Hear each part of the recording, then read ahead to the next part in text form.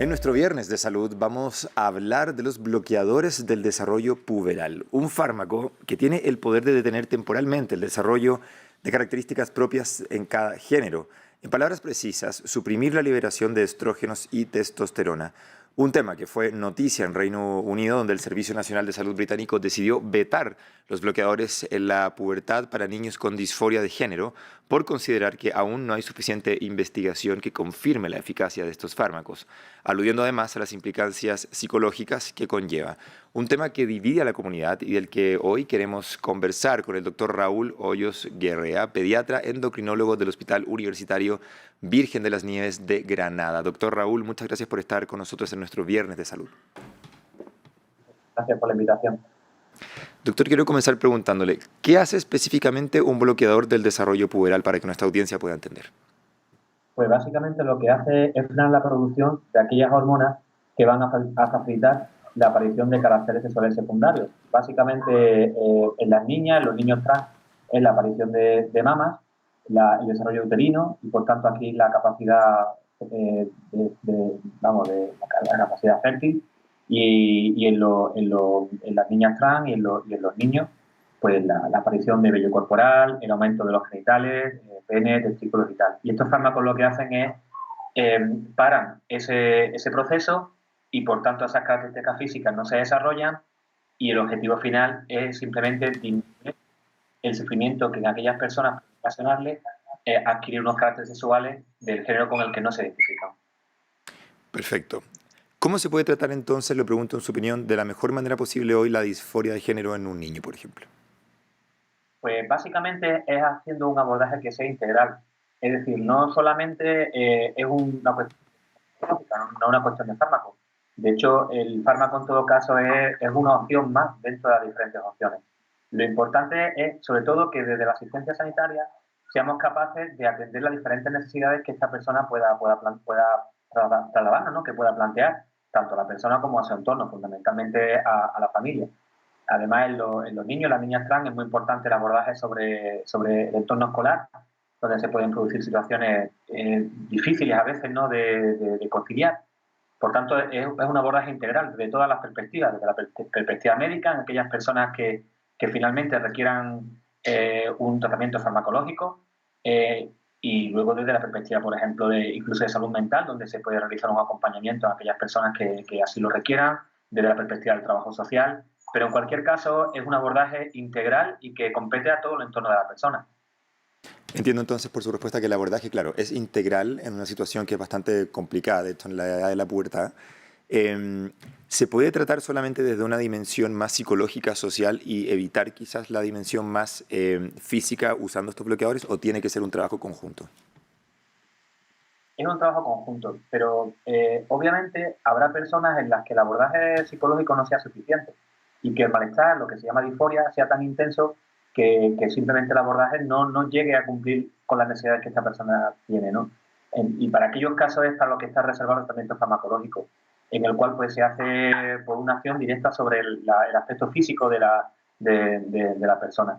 Pero las personas trans no tienen, digamos, un camino único, sino que tienen diferentes opciones, diferentes caminos en su vida. Y yo creo que lo más importante en estos casos es que seamos capaces de respetarlo y de atender de forma oportuna las diferentes necesidades que se puedan ir planteando. Justamente respecto de esto que usted hablaba de quizás del respeto de la libertad también de las personas trans o la elección incluso a elegir un camino, en el caso de Reino Unido el gobierno ha calificado esta decisión de restringir los bloqueadores como histórica porque el Servicio Nacional de Salud, y cito, debe garantizar que sus servicios de identidad de género protejan, apoyen y actúen en el mejor interés de los niños. Pero yo le pregunto, ¿qué pasa entonces con un menor que realmente no se identifica con su género y está sufriendo las consecuencias psicológicas y no tiene acceso a estos bloqueadores? Claro, esto que acaba de ocurrir en el Reino Unido nos pone en una difícil situación, porque como bien he dicho antes, habrá personas en las que el abordaje desde una perspectiva psicosocial no sea suficiente para atender al grado de malestar que tienen.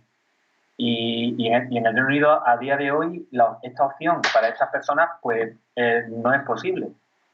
Se mantienen aquellas personas que previamente lo estuviesen recibiendo, pero el gobierno no permite que se incluyan nuevas personas en estos tratamientos.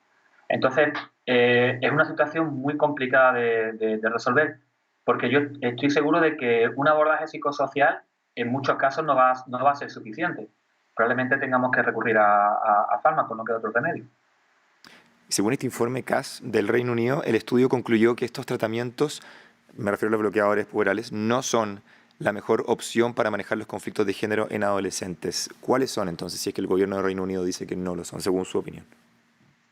Yo creo que con respecto al informe CAS, después de leerlo con detenimiento, hay que sobre todo tener una opinión que sea muy cauta. No deja de ser un informe en el que nos habla de que seamos cautos, de que seamos precavidos, de que atendamos de forma prioritaria pues, la necesidad del menor y de que no causemos ningún daño. Y en ese aspecto yo creo que el informe CAS es bastante respetuoso. Sin embargo, creo que no va a atender, esa actitud no va a atender a todos los casos. Y por tanto haría falta pues, una intervención distinta. El informe del CAS, de todas maneras, sí que es cierto que hace mucha referencia a esto que acabo yo de decir, a que se haga un abordaje integral y donde, digamos, que descarga toda la atención. No obstante, como bien he dicho, no deja de ser una situación muy, muy complicada y entiendo que desde el colectivo trans, a día de hoy, incluso haya voces de alarma al respecto. Exacto, y justamente mi siguiente pregunta tenía que ver con este colectivo. ¿Cuáles son las verdaderas implicancias, cree usted, de esta decisión para la comunidad transgénero y también para el sistema de salud en general? Pues a día de hoy, obviamente, ellos sienten que quizás sus derechos no estén siendo respetados, porque uno de los derechos que está recogido, por lo menos en la ley trans española del febrero de 2023, es que las personas trans tengan acceso a los diferentes tratamientos hormonales que hay.